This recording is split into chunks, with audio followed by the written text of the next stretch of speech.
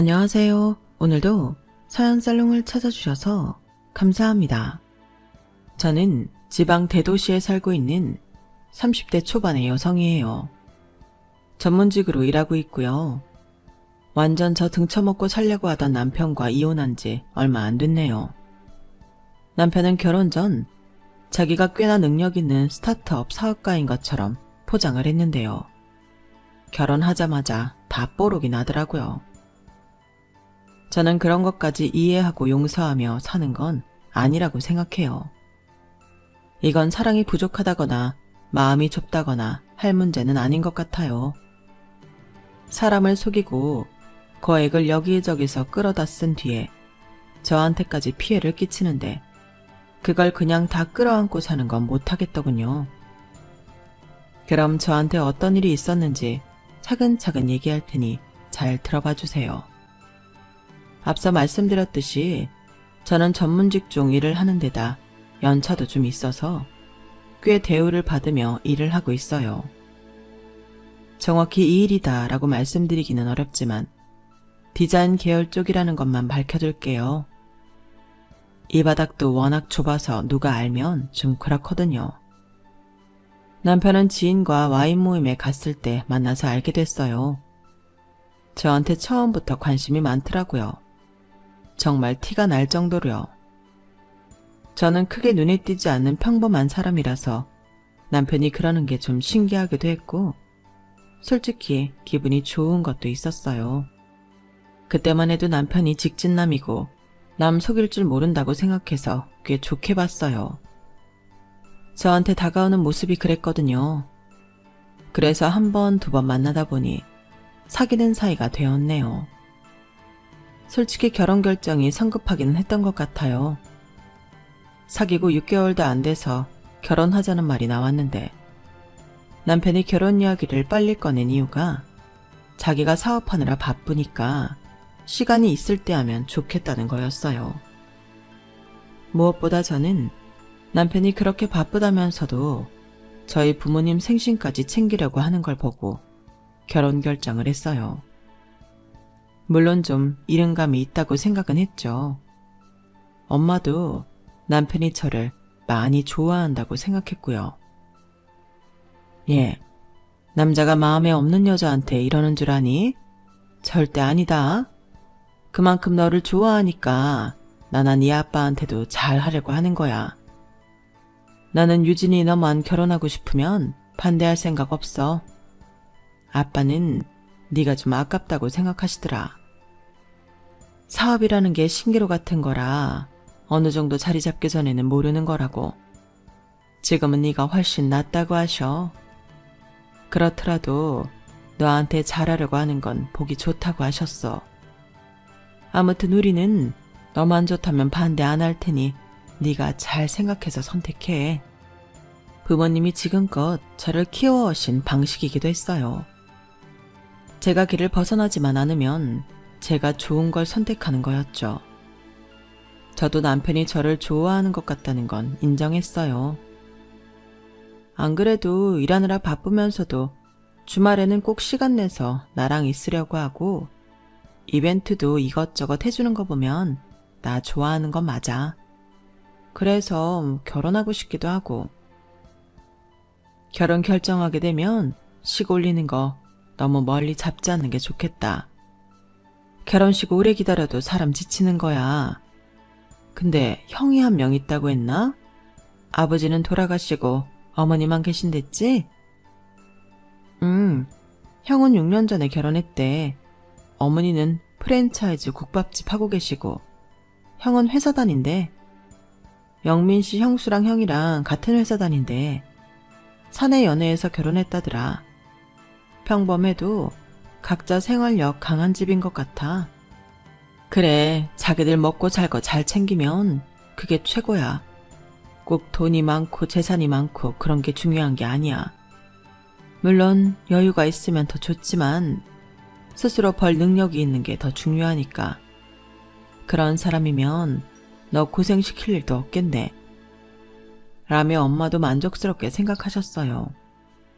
아빠는 남편이 너무 후인인 것처럼 구는 게 좀 부자연스럽다고 하셨지만요. 결론적으로 보면 아빠 말이 맞았고 엄마랑 저는 아주 감쪽같이 속은 거였어요. 엄마는 남편이 워낙 잘하는 모습에 결혼하고 나서도 저 힘들게 하지 않을 거라는 것만 보셨던 거였어요. 엄마가 재산이 많은 게 중요한 게 아니라고 하셨지만 사실 저희 집은 꽤 여유가 있었어요. 그렇다고 저나 언니가 능력이 없는 것도 아니었고요. 언니는 해외에 취업해서 자리를 잘 잡고 있었거든요. 저도 제 일을 하고요. 아빠는 법무법인 공동대표인데 건강이 안 좋아지면서 이름만 걸어놓고 거의 은퇴하다시피 하셨어요. 엄마는 영어학원 쪽 일을 하시다가 다른 사람한테 넘기고 편하게 지내고 계세요. 저는 대학 졸업하자마자 취직을 해서 그래도 꽤 일을 한 편이고 돈도 좀 모았어요. 그럼에도 부모님은 제가 결혼한다고 하니 뭐 하나라도 해주고 싶어 하셨어요. 언니가 아직 결혼할 생각이 없다고 하기도 했고 무엇보다 제가 집안을 통틀어서 제일 먼저 결혼 얘기가 나온 사람이거든요. 그래서 그런지 친척들도 그렇게 뭘 해주고 싶어 하더라고요. 반면 남편 집에서는 맨 처음부터 한다는 말이 보태줄 돈이 없다는 거였어요. 집도 저랑 남편 보고 알아서 하라고 하더군요. 물론 집에 모아놓은 돈이 없으면 그렇게 말하는 것도 이해는 가요. 또 각자 제 앞가림 할 줄 아는 성인들이니 어찌 보면 집 문제도 자기들이 할 수 있는 선에서 알아서 하는 게 맞기도 하고요. 하지만 그럼에도 어쩐지 섭섭한 마음이 드는 건 어쩔 수 없더라고요. 형이랑 형수가 같이 돈 번다고 해도 조카 때문에 쓰는 돈이 꽤 되나 봐. 왜? 그 극성부모 있잖아. 우리 형네가 딱 그렇거든. 피아노, 바이올린, 미술에, 축구에, 수영에 진짜 별거 다 시키더라. 걔 다니는 유치원도 되게 좋은 데야. 뭐 줄 서서 기다렸다가 들어가는 그런 데래. 그러다 보니 둘이 벌어도 항상 빠듯한 거지. 그래서 엄마가 형한테 돈을 좀 준 게 얼마 안 됐나 봐. 내가 이렇게 결혼하겠다고 할 줄 모르고 모은 돈 형 주셨다고 하더라고. 그걸 내가 뭐라고 할 수는 없잖아. 그래, 자식한테는 좋은 건 다 해주고 싶으니까 그럴 수 있지. 어머니도 그러니까 도와주셨을 테고 이해해. 그렇기는 해도 형네 집에서도 동생이 결혼한다는데 축하 인사도 없고 작은 선물 하나 해주겠다는 말이 없는 걸 보고 좀 의아했어요. 집안마다 다 분위기가 다르다고 해도 이게 맞나 싶더라고요. 왠지 남편이 집안 여건도 그렇고 결혼할 때가 아닌데 하려는 건가 그런 생각도 들었죠. 그러면서 이 결혼을 해도 되려나 하는 마음이 슬쩍 고개를 들었는데 우물쭈물 하는 사이에 남편이 이미 결혼식장 예약부터 여러 가지 일을 처리했고 저는 어느새 드레스를 입고 식장에 들어가 있었네요. 이제야 깨달은 거기는 한데 제가 결혼 전 남편한테 결혼하면 친정에서 집 사줄 거라는 말을 한 적이 있었어요. 그건 부모님이 저하고 언니한테 꼭 해주겠다던 약속이었거든요. 남자 쪽에서 전적으로 집을 책임진다고 해도 저희 이름으로 해줄 거라는 거였어요. 전세를 놓든 월세를 놓든 생활에 여유를 갖고 살라는 뜻이었어요. 남편은 저한테 그 얘기를 들은 다음부터 그렇게 빨리 결혼하자는 말을 했던 거였어요. 그때야 뭐 전혀 그걸 생각하지 못했었고요. 바보같이 정말 저를 너무 좋아해서 결혼을 서두른다고만 그렇게만 믿고 있었죠. 남편은 결혼이 결정된 후에 집을 따로 얻지 말고 저희 부모님이 해주시는 집에서 살자고 했어요. 어차피 누가 살든 마찬가지 아니냐고요. 전세를 돌리는 건 저희가 여유 있게 이사갈 수 있을 때 하자더군요. 저는 딱히 전세금 들어오는 게 간절하지도 않았고 돈이 궁한 게 아니었기 때문에 좋다고 했어요. 남편은 아주 입이 귀에 걸려서 이렇게 말했어요. 우리 집 걱정 안 하는 게 어디야. 진짜 유진이 니다 톡톡히 본다. 집 구한다고 대출 같은 거 알아볼 생각하니까 앞이 캄캄했거든. 이거 우리 집에 말하면 엄마랑 형도 되게 좋아하실 거야. 이렇게까지 좋아할 줄은 몰랐네. 근데 영민 씨 사업하면서 대출 같은 걸 뭘 그렇게 힘들어해? 나는 집이 어디서 살든 별 상관없기는 한데 집 걱정을 많이 했다니 좀 갸우뚱하다. 혹시 지금 사업 힘들어? 아니야, 사업은 내 페이스대로 잘하고 있어. 그냥 집 알아보고 서류 구비하는 거 귀찮잖아. 그런 뜻으로 이해하면 돼. 순간 남편의 표정이 뭔가 들킨 것 같아 보였지만 저는 대수롭지 않게 넘겼어요. 제가 전곡을 찌른 거였는데 말이죠. 아무튼 그 이후 정신없이 준비를 해서 저희는 결혼을 하게 됐어요. 집 하나 해결되니 나머지는 남편이 아주 일사천리로 다 해버리더라고요. 시어머니는 아예 다른 도시에 살고 있어서 자주 찾아뵐 일이 없었고, 아주버님은 같은 도시여도 꽤 떨어진 곳에 살고 있어서 부딪힐 일이 없었어요. 그럼에도 상견례 때와 결혼식 때 저를 보고는 엄청 마음에 들어 하셨네요. 특히나 저희 친정이 여유 있다는 걸 마음에 들어 하는 눈치였어요. 하긴 결혼하면서 집까지 다 해오는 며느리인데 싫어할 이유가 없기는 하잖아요. 게다가 제 나이가 많은 것도 아닌데 벌써 이쪽 업계에서 자리를 잡아서 인정도 받고 있다고 하니 여러모로 만족스럽다고 대놓고 말을 하더라고요. 시어머니는 저희 부모님 앞에서도 저를 잘 키웠다며 칭찬을 많이 했어요. 예쁘게 봐주셔서 감사해요. 우리 유진이 저희가 잘 키운다고 키웠습니다. 모쪼록 잘 부탁드려요. 아우, 당연하죠. 이렇게 똑 부러지고 능력 있는 아이를 뭐라고 할 게 있겠어요. 저는 아들만 둘이고 딸이 없어서 그런지 딸 둘인 사돈댁이 참 부럽습니다. 결국 부모 곁에는 딸이 남는다잖아요. 그래서 저는 유진이 제 딸처럼 여기고 살 거예요. 그렇게 해주시면 저희도 너무 감사하죠. 저희야말로 둘이 살 신혼집까지 사돈댁에서 해주셔서 얼마나 좋은지 모르겠어요. 사실 집 문제가 제일 크잖아요. 그게 딱 되니까 어찌나 마음이 편한지요. 정말 감사합니다. 아닙니다. 그거 원래 저희가 애들 결혼할 때 하나씩 주려고 오래전부터 생각해 뒀던 거예요. 자식 결혼하는데 여유 자금은 만들어 줘야 하잖아요. 그래서 저는 아파트를 주자 싶었던 겁니다. 딸들이라 애비로서 그런지 자기들 비상 자금이 있어야 한다는 생각이 강했네요. 그 정도는 해줘야죠. 라며 아빠는 신혼집을 마련하지 않고 제 아파트에 들어와서 사는 걸 애들로 불만족스럽게 표현했지만 저는 말씀하지 않으셨어요. 남편 집에서도 더 해주고 싶은 거 못하는 걸 수도 있으니 그 정도로만 한다고 하시더라고요. 상견례 때 아주버님 내외는 아이를 잠깐 도우미한테 맡기고 나왔다고 했고요. 여러모로 스무스하게 잘 흘러간 인사짤이라고. 그리고 결혼이었어요. 그런데 결혼 전 시어머니한테 좀 섭섭한 게 있었는데 결혼 폐물 세트 하나만큼은 제 마음에 드는 걸로 해주시겠다고 큰 소리 치시더니 막상 제가 원하는 브랜드 걸 고르니까 아주 곤란해 하시더라고요. 예, 그런 거는 괜히 값만 비싼 거 아니냐?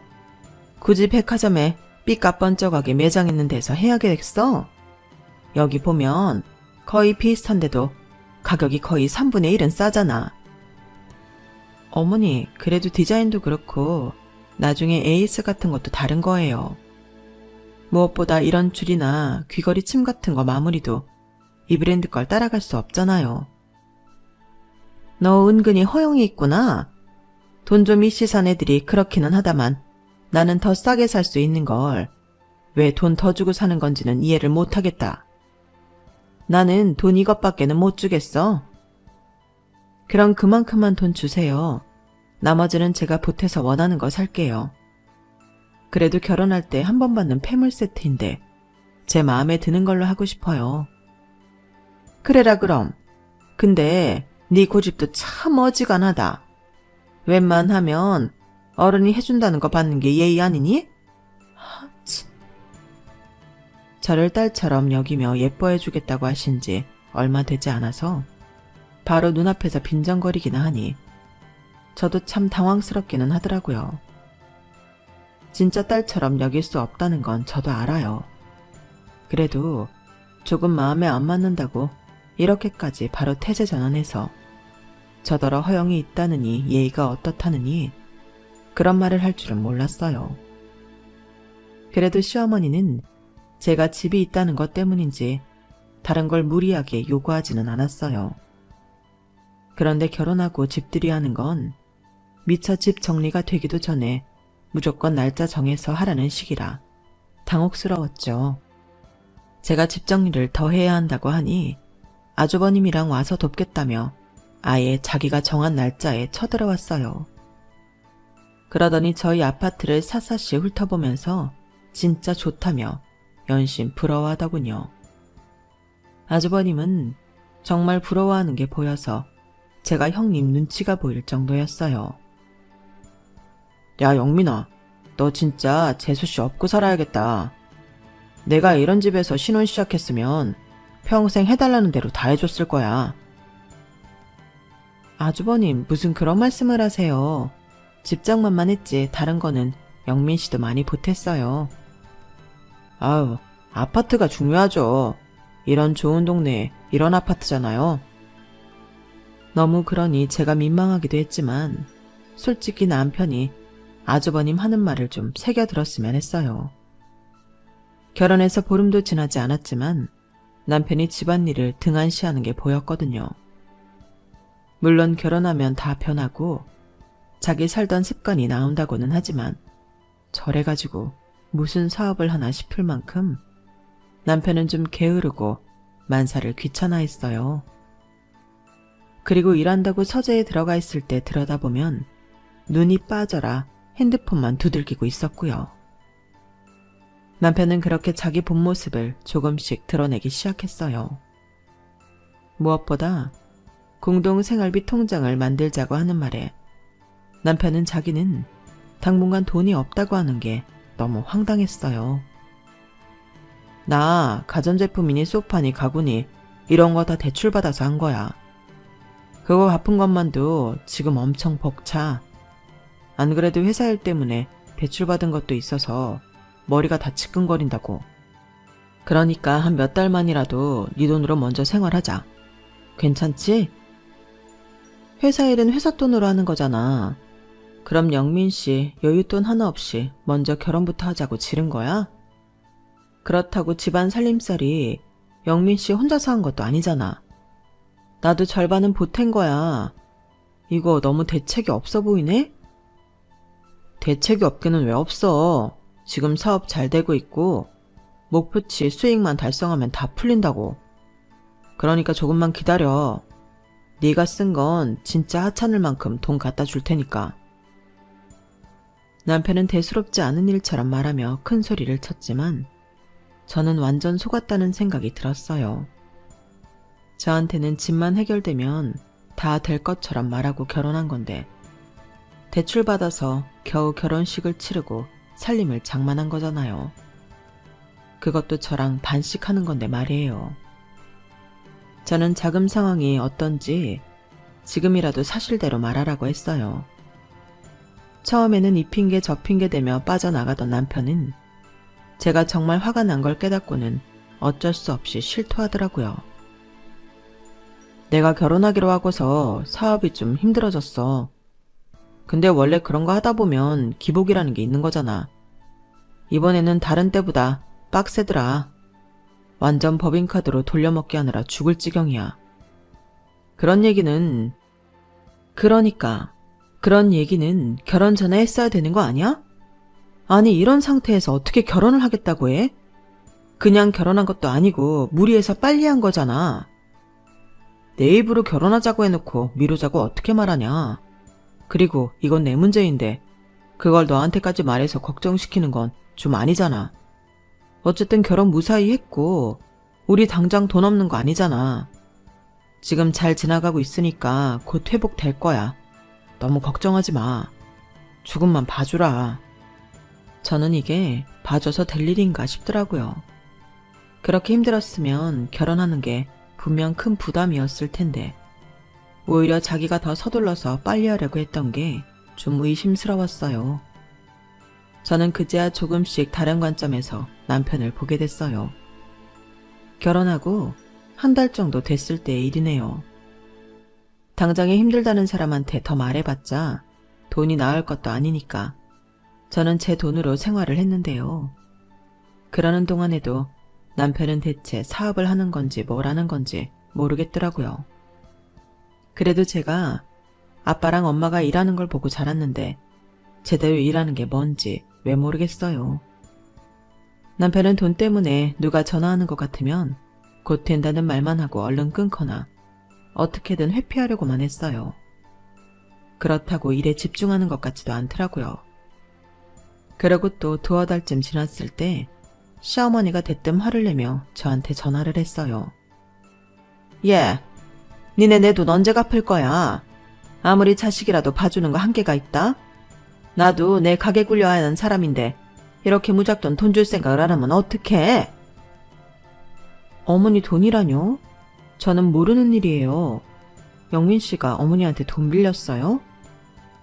알고 보니 남편은 결혼하기 몇 달 전에 시어머니한테 2천만 원을 빌렸다더군요. 회사에 급한 불 끈다면서요.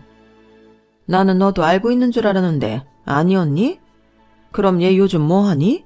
일을 하기는 하는 거야? 네, 매일 출근하고 뭐 사업하기는 하는 것 같은데 저는 정말 돈 문제는 몰랐어요. 나는 너랑 결혼만 하면 니네 신혼집 담보로 대출받아서 금방 갚는다길래 그런 줄 알고 빌려준 거야. 내가 그랬지? 니들 결혼식에 보탤 돈 없다고. 그런 사람이 무슨 큰 여유가 있어서 오랫동안 2천만 원이나 빌려줄 수 있겠어. 아, 영민이 이 녀석 대체 뭘 어떻게 하고 있는 거라니? 그러면서 시어머니가 한탄을 하는데 저는 화들짝 놀랐어요. 제 아파트를 대출을 받는다고 했다니요. 저는 그제야 이 인간이 내 아파트를 목적으로 결혼하자고 했구나 싶더라고요. 제가 부모님이 줄 아파트가 있다는 말을 한 다음부터 얼른 결혼하자고 엄청 졸라댔다는 걸 그제야 깨달은 거죠. 퇴근 후 남편한테 이 이야기를 하니 남편은 엄청 당황해서 버벅거리더라고요. 그게 말이야 유진아. 진짜 너무 돈이 급한데 더는 빌릴 수 있는 데가 없어서 그랬어. 그럼 결혼할 때 대출 받았다는 거 그거는 뭐야? 그거 은행 대출 받은 거 맞아? 저축은행에서 받은 것도 좀 있고 나머지는 개인적으로 아는 사람들한테도 좀 빌렸어. 그래서 나 그거 갚느라 정신없다. 그러니까 나한테 뭐라고 하지 마. 뭐라고 하지 말라니 무슨 말이 그래? 어머니가 그러시던데 이 아파트 대출 받아서 갚는다고 했다며.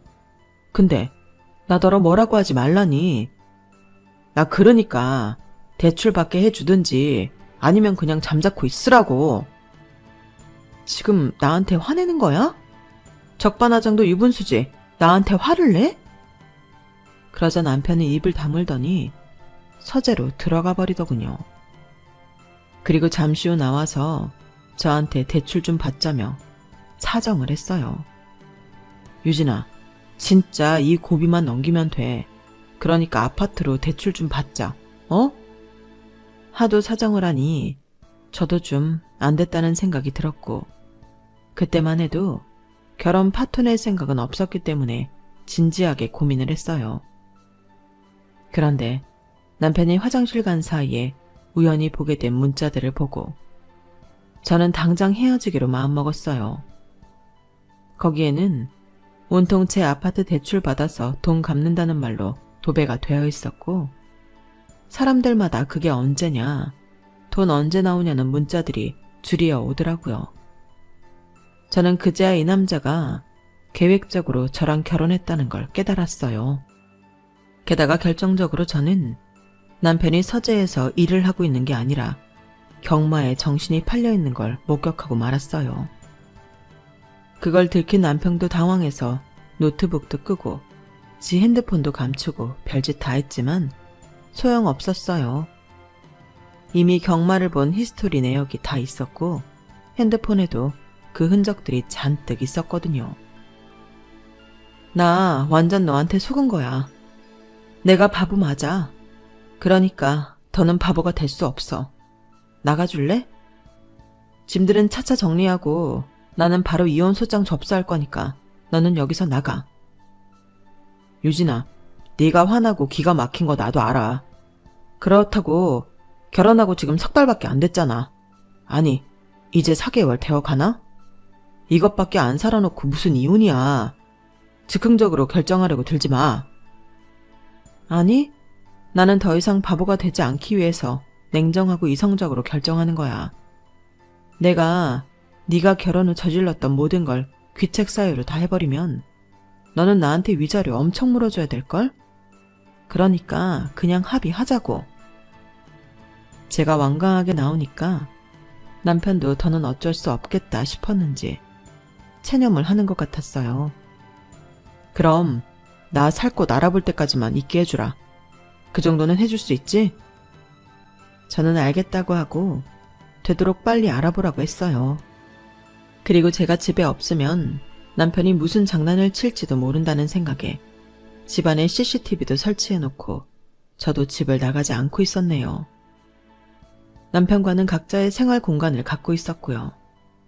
그런데 또 2달이라는 시간이 지나가는데도 남편은 집을 알아보는 건지 어쩌는 건지 나갈 생각을 안 하더라고요.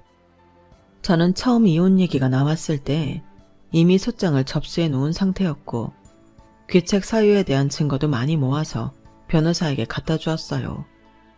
한마디로 서류만 보내면 되는 상태였는데 그래도 짧은 기간이나마 같이 산 사람에 대한 배려로 그 인간이 먼저 짐을 싸서 나가기를 기다리고 있었어요. 그런데 하루는 허둥지둥 집에 오더니 어리 빠진 표정으로 저한테 이렇게 말하더군요.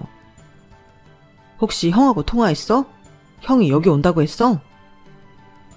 나는 전화 받은 거 없는데 여기로 오신다고 했어? 아니, 형이 보자고 했는데 여기로 올까봐 그랬지. 내가 밖에서 만나고 올게. 뭔가 어색하게 억지 웃음을 지던 남편은 후다닥 밖으로 뛰어나가더라고요.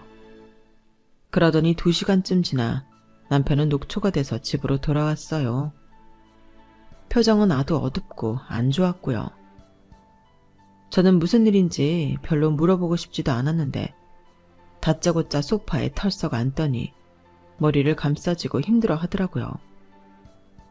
아, 형이 자꾸 집에 온다고 해서 말리느라 엄청 힘들었네. 어쨌든 우리는 헤어지기로 한 거니까 유진이 너한테 혹시 전화가 와도 집에 오라는 말은 하지 마. 알았지? 나는 곧 나갈 건데 여기 와서 뭐 하겠어. 은근히 자기가 피해자인 양 저를 봐주듯 말을 하길래 저는 기도 안 차서 한마디 했어요. 나를 봐주기라도 하는 것처럼 말하는데 이 문제의 본질은 네가 나를 속이고 결혼했다는 거야. 내 아파트로 뭘 어떻게 해보려고 한 거잖아. 그래서 살면서 내 돈으로 대충 다 떼우고 살려고. 결혼식도 무리해서 한 거고 그래놓고 나 때문에 형이 집에 못 오는 것처럼 말하지 마. 제가 차갑게 딱 잘라 말하자 남편은 제 눈치를 보며 더 이상 말을 하지 않았어요. 그리고 며칠이 지나서 제가 연차를 내고 변호사 사무실에 가보려고 했던 날이었어요. 그런데 대뜸 아주버님이 오더니 무작정 방들을 다 둘러보고 줄자로 여기저기 재보는 게 아니겠어요? 커튼 치수까지 일일이 말이죠. 저는 이게 다 무슨 일인가 싶어 어안이 벙벙했어요. 아주버님, 지금 뭐 하시는 거예요? 저희 집 치수는 왜 재시는데요? 재수씨야말로 엉뚱하게 그게 무슨 소리예요? 저희 이번 달 말에 여기로 이사 오잖아요. 네? 여기로 이사를 온다고요? 영민이가 말 안 했어요? 얘기 다 된 걸로 아는데? 이 자식 뭐가 어떻게 된 거야? 저기 일단 무슨 일인지 좀 얘기해 주세요. 영민이가 저한테 1억 5천만 원 빌려갔거든요. 그거 못 갚으면 이 집 들어와서 살라고 했었어요. 근데 이놈이 지금 벌써 약속 날짜 몇 번을 어겼는지 몰라요. 우리도 빠듯한 거 재수씨도 알죠? 오죽하면 그놈 결혼할 때 뭐 하나 못 해줬겠어요. 사실 나나 우리 집사람은 1억 5천 빌려주면서 이자 안 받는 거 그걸로 퉁쳤다고 생각했어요. 근데 이제는 저희도 더는 기다릴 수가 없어요. 애 학교 문제도 있고 해서 이쪽으로 이사 오고 싶어도 영민이가 돈을 안 줘서 못 온다고요. 그래서 지 회사 찾아간다니까 저한테 이 집에 들어와서 살라고 하더라고요. 저는 너무 기가 막힌 데다가 정신적 충격으로 머리가 멍해졌어요. 재수씨, 돈 빌린 것도 모르고 있었던 모양이네요. 영민이가 다 얘기됐다고 했는데? 어쨌든 우리는 여기 와야 해요. 그렇게 알고 이번 달 말에 이사 나가세요. 아니요. 아주버님이야말로 모르는 일이 있네요. 저 이혼 소장 접수했어요. 저 인간이 제 아파트 노리고 결혼한 게 확실해서 지금 합의만 기다리는 중이었다고요. 아니, 집에서 나가기 싫은 건 알겠는데 왜 그런 거짓말을 해요? 이혼하기로 한 부부가 왜 여기서 같이 살아요? 그건 자기가 갈 데 없다고 조금만 말미를 달라고 해서 마지막 배려 차원에서 인간적으로 대하느라 봐준 거라고요. 그러니까 이 집에 못 들어오세요. 아주버님, 여기 들어오실 권리 없어요. 저희도 안 돼요. 애한테 들어가는 돈이 얼만데. 이쪽으로 지금 이사를 와야 학교도 원하는 데 갈 수 있다고요. 내가 이 집 계속 탐내니까 영민이가 그럼 여기로 들어오고 자기네가 집을 못 구하면 우리 아파트 전세로 살기로 했다고요. 아니 그건 그러니까 동생분하고 해결하시고요. 이 집은 엄연히 제 명의고요. 제가 이 집을 아주버님한테 들어야 할 이유 없어요. 지금 아주버님이라고 부르는 것도 제가 예의를 지키느라 그런 거지. 실질적으로 이제 그 사람하고 저하고 아무 관계도 아니라고요. 제 변호사하고 얘기하시겠어요? 아니, 이 집을 오로지 재수씨 이름으로만 했단 말이에요? 나는 못 믿겠는데? 그럼 부모님이 미쳤다고 공동명의를 했겠어요? 이 집은 제 비자금으로 쓰라고 해주려던 건데요. 재수씨, 이 집 비워주기 싫으면 당장 1억 5천 갚아요. 그러면 되잖아요. 이 문제는 진짜 확실히 짚고 넘어가야겠네요. 잠깐만 기다리세요. 저는 그렇게 말하고 방에 들어가서 서류를 찾아서 들고 나왔어요. 바로 아파트 등기 권리증이었어요. 그 인간이 뭐라고 말했는지 모르겠지만 이 집은 처음부터 제 단독명이었고 지금도 그래요. 정 못 믿으시겠으면 주민센터라도 가서 알아보세요. 아니 분명 이 집 처가에서 자기랑 공동명의 해준 거라고 했는데. 그렇게 말하는 아주버님 목소리도 떨리더라고요.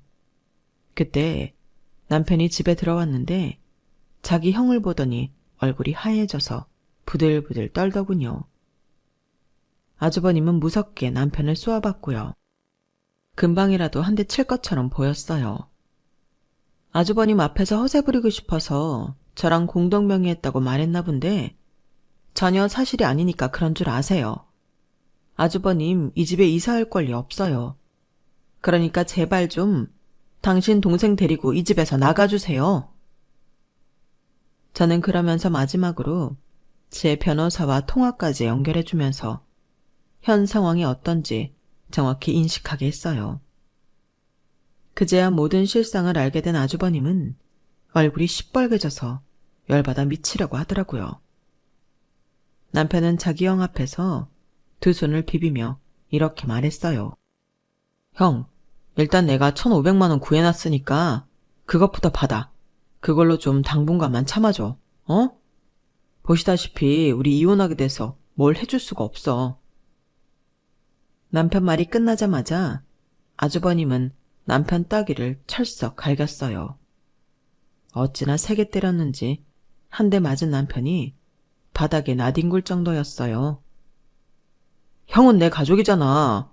그런데 형까지 이러면 어떡해? 어? 너 엄마한테 빌려온 것도 안 갚았다며. 네가 이러는 게 한두 번이야? 나랑 엄마가 계속 네 뒤치다거리만 하고 살아야 돼? 이게 돈 있는 마누라 얻어서 이제 좀 우리 짐 벗나 했더니 이혼이나 당하게 생기고 말이야. 그러면서 무슨 할 말이 있다고 그래? 가족?